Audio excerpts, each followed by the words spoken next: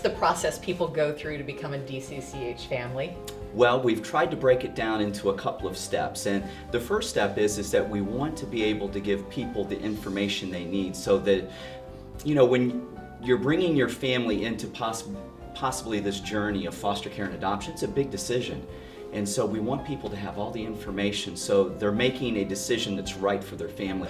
What we do is we offer a couple of informational meetings each month. One is usually in the community, like at a library, and then we usually have one here at our DCCH campus. So once they decide they want to commit to the training, what is that process like?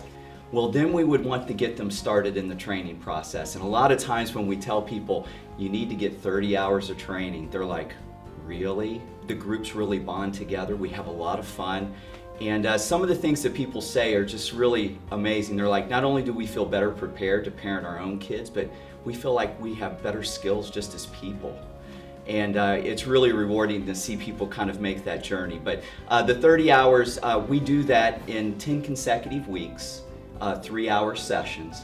And once we get to that place, we're ready for the final step in the process.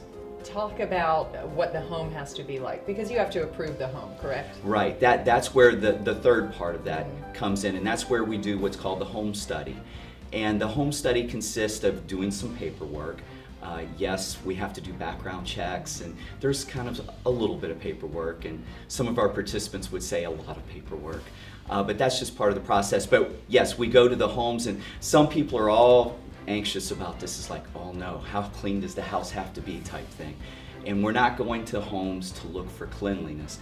We're looking to make sure that the safety requirements are there, and we really want to be able to see what families look like and how they kind of function in their home environment. Usually there's about 2 of those home visits.